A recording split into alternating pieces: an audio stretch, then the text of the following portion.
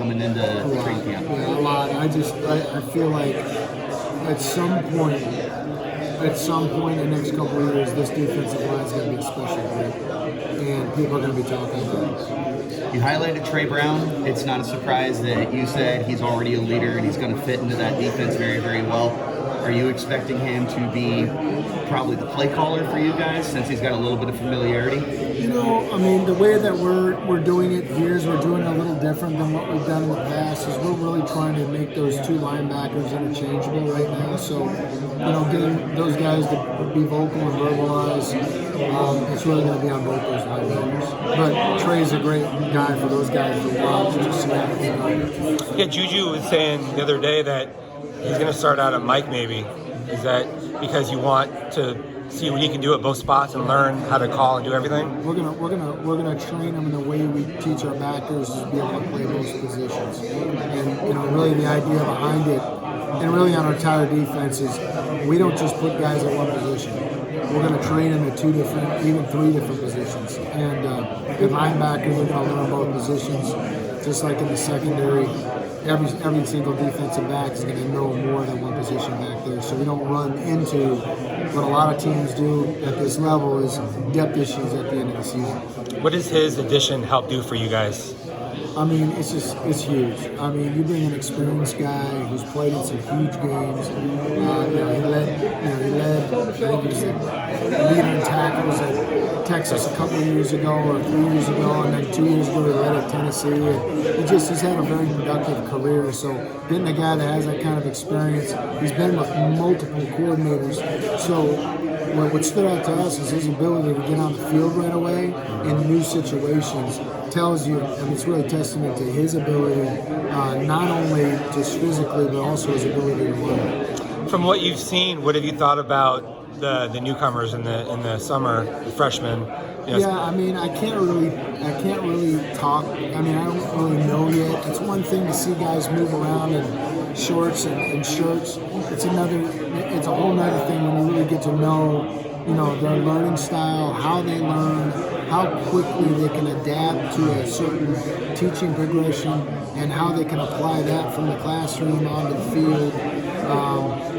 How much they pay attention to detail, how much, you know, if guys are mature and how they carry themselves every day in the process, especially during camp. We have 4 weeks of practice with no game, so it's all work, no pay. Yeah. You know, so ask me that question in about, you know, a couple of weeks, and I'll give you definitely a good, better assessment of it. Some of the other players said that Deshaun Mallory's been pretty impressive this summer.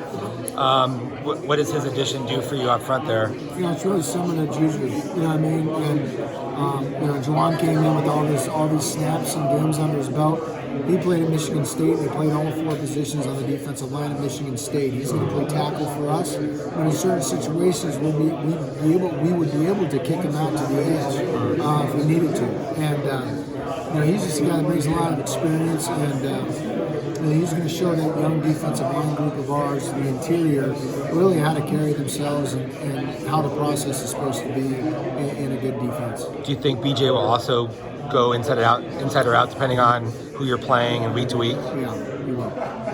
Looking at Jordan Clark, he got free safety experience, he got outside, inside experience. Is there any place that you expect him to really play a lot?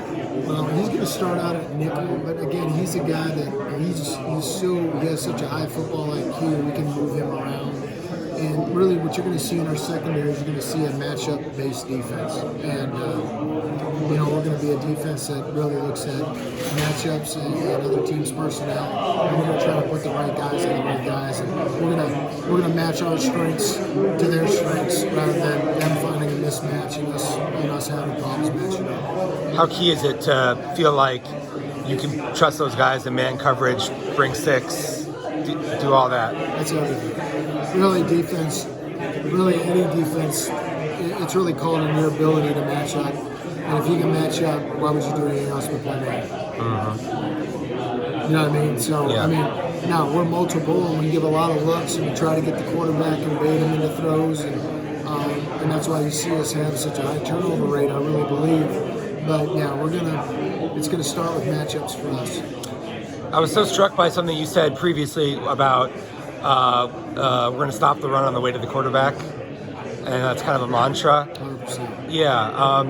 Like, are there concerns against about the potential for getting gashed, or having problems with your fits and all that stuff? No doubt. And that's the reality is you can't serve two masters. And when you're playing defense,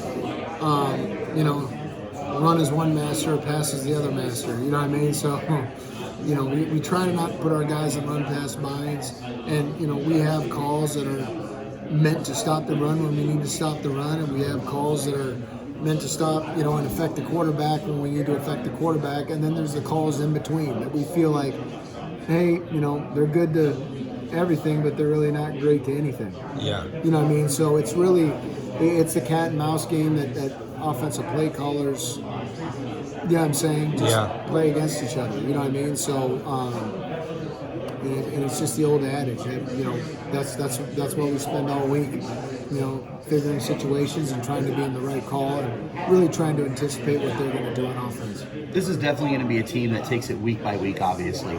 But is there any team you already got circled that you're excited for? Maybe Washington State or anyone like that? No, I mean, golly, you just look at our schedule and there's so many exciting games.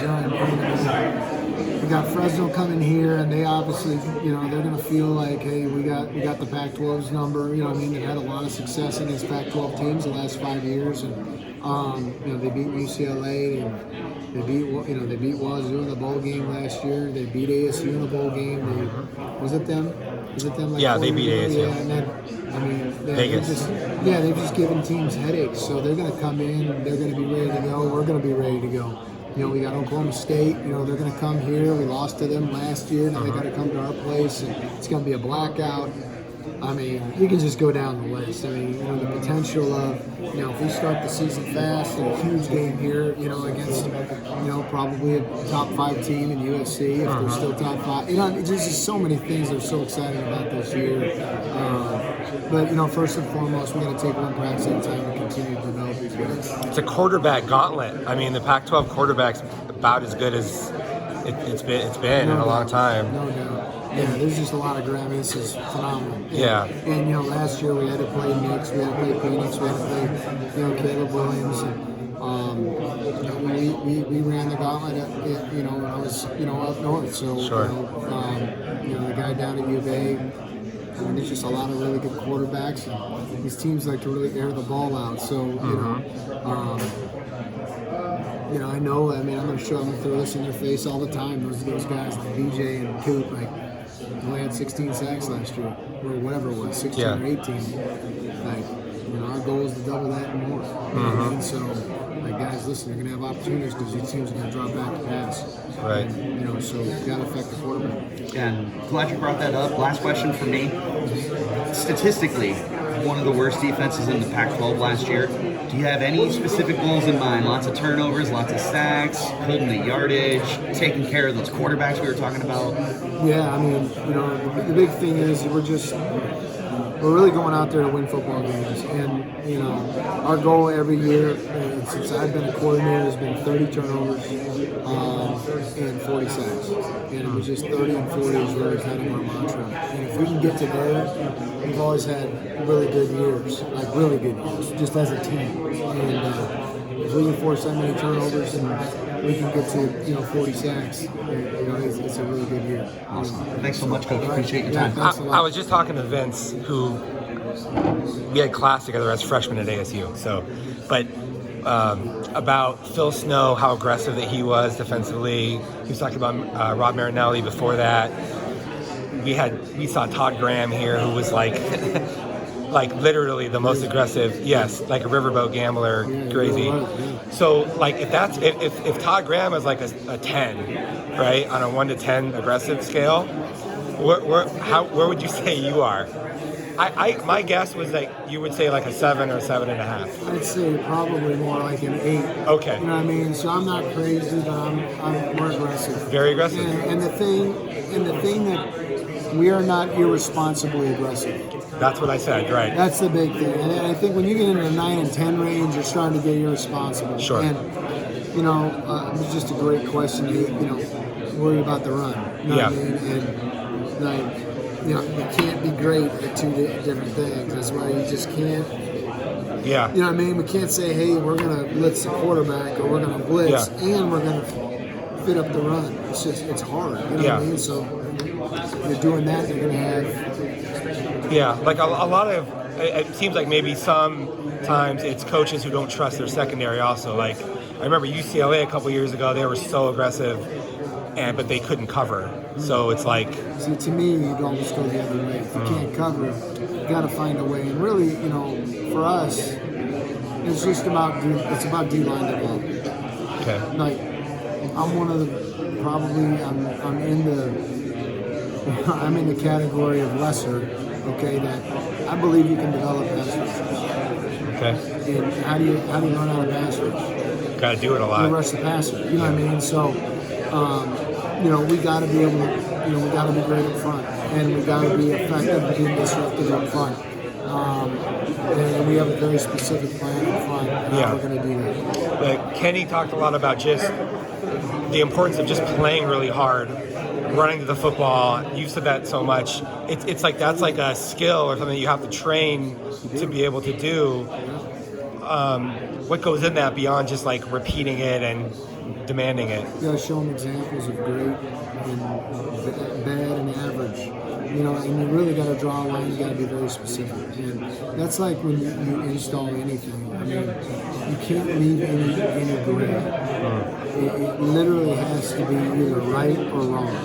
And if there's any gray, well, it's okay. It's slowed down because of the ball. You have to. You get what you emphasize. And more is caught than what is taught. So showing these guys examples, showing them, themselves not running hard enough, seeing other guys not make a play that they could have made if they would have given maximum effort. And also getting these guys to understand, like, we're going to have rotations at certain positions. So you're not going to have to play 60 or 70 plays, with that kind of effort. You're going to have to play 30. But you're putting everything that you have into those 30 plays. Yeah. And at the same time, you're going to win games with effort. A team that plays harder is usually a team that's going to have a better chance to win.